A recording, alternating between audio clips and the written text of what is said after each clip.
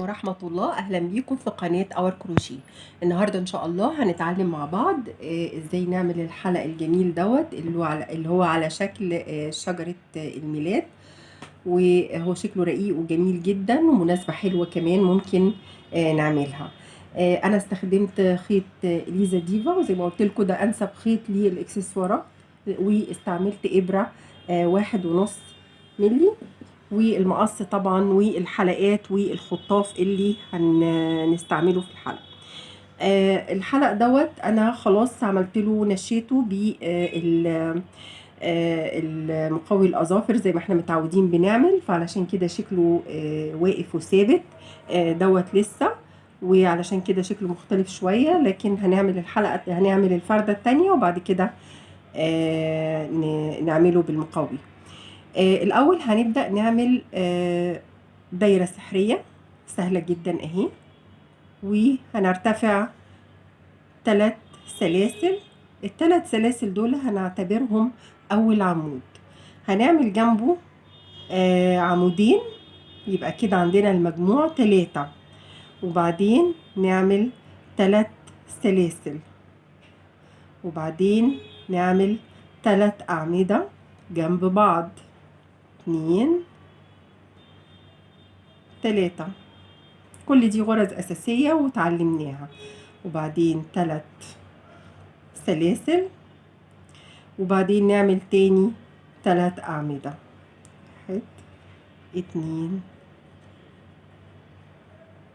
3، ونعمل الفاصل اللي ما بين كل مجموعة والتانية 3 سلاسل، 1 2 3، وهنقفل في تالت سلسلة في ال3 سلاسل بتوع الارتفاع. تمام كده. وبعدين احنا عندنا عمودين اهوت، هننتقل عليهم بمنزلقات علشان نوصل للفراغ اللي ما بين المجموعات، اللي هو ال3 سلاسل الفراغ اهو. عملنا كده اهوت المنزلقة اللي قفلنا بيها، وبعدين 3 منزلقات، 2 على الأعمدة وواحدة تحت ال3 سلاسل علشان نوصل للفراغ. بنشد المركز قوي علشان نضيقه، الخيط اللي في المركز، وبعد كده هنبقى نداريه في الاخر.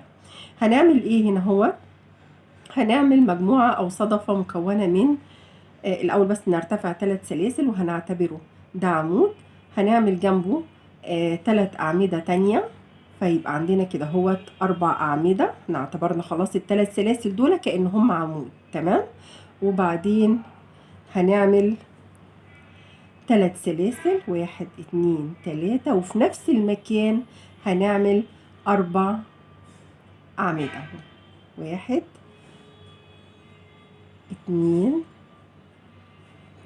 3 4. تمام كده. يبقى كل 3 سلاسل من دول هنعمل فيهم الصدفة دي 4 أعمدة، 3 سلاسل 4 أعمدة، ونفصل ما بينهم بسلسلتين، وبعدين نروح على طول ننتقل للفراغ اللي بعد كده ونعمل فيه نفس الصدفة اللي احنا عملناها، 4 أعمدة 3 سلاسل 4 أعمدة في نفس المكان، وبعدين سلسلتين، ونروح نعمل نفس الكلام في الفراغ الأخير. هخلص الدور دوت وهرجع لكم. أنا خلصت خلاص المجموعة الأخيرة، هما 3 مجموعات اهمت، وبعدين بعمل السلسلتين، وبعدين هقفل في ال3 سلاسل اللي هما بتوع الارتفاع، السلسلة الثالثة بتاعت سلاسل الارتفاع بمنزلقة. وبعدين احنا عايزين نروح برضو تحت الفراغ ده، فهنروح برضو هنقعد ننتقل بالمنزلقات كده اهو. ادي 1 2 3، وتحت الفراغ تحت السلاسل هنعمل واحدة أخيرة علشان نبقى في المكان ده. هنرتفع 3 سلاسل كأول عمود، وبعدين نعمل الصدفة بتاعتنا، هنكمل جنبهم 3 أعمدة تانية عشان يبقى المجموع 4 كده اهو.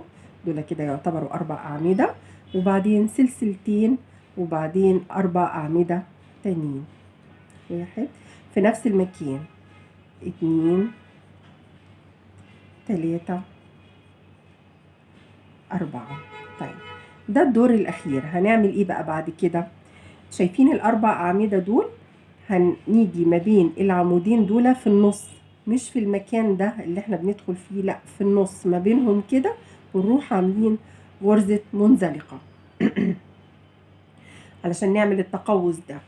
وبعدين في الفراغ ده بدون اي فواصل هنعمل 4 اعمدة، 1 2 3 4. وبعدين هنعمل نفس الحكاية دي اهو، ادي عمود 2 وفي النص نعمل منزلقة، وبرده بدون اي فواصل هندخل في الفراغ الرئيسي دوت او في الكورنر الرئيسي، ونعمل الصدفة بتاعتنا اللي هي 4 اعمدة، 3 4 2 سلسلة، 4 اعمدة في نفس المكان، 1 2 3 4. هنكرر اللي احنا عملناه، ادي ال4 همت، هنعمل منزلقة ما بينهم، وبعدين 4 اعمدة في الفراغ، 1 2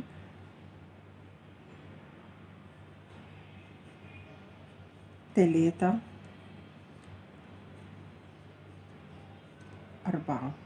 وبرده هنيجي هنا هنعمل نفس الحكاية، نعمل المنزلقة، وده الكورنر الاخير اللي هنعمل فيه الصدفة الاخيرة، وهنعمل فيه نفس الحكاية. هخلص الصدفة ديت 4 اعمدة، سلسلتين 4 اعمدة، وهرجع لكم على طول. انا خلصت اهوت ال3 اركان. طبعا مش هينفع هنا اهو نعمل المنزلقة اللي احنا كنا بنعملها هنا اهوت وال4 اعمدة، علشان احنا دلوقتي عايزين نعمل الساق بتاعة الشجرة.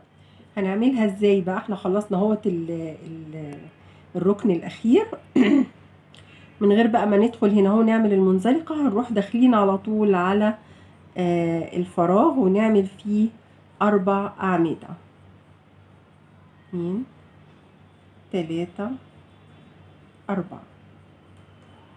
ماشي. وهنيجي على السلسلة الثالثة في سلاسل الارتفاع اللي بدأنا بيها الدور، ونعمل غرزة منزلقة. تمام. وبعد كده هنلف الشغل وهننتقل غرزة منزلقة الناحية الشمال كده علشان نبدأ الشغل فوق ال4 أعمدة دول. هنرتفع بس سلسلتين، وبعدين في نفس المكان هنعمل عمود جنبها 2 3 4، ونرتفع كمان سلسلتين ونلف الشغل ونرجع نعمل 4 أعمدة تاني. أول غرزة نعمل فيها، احنا ملناش دعوة بسلاسل الارتفاع دول، سلسلتين دول 1 2 فوق كل عمود عمود، 3 4.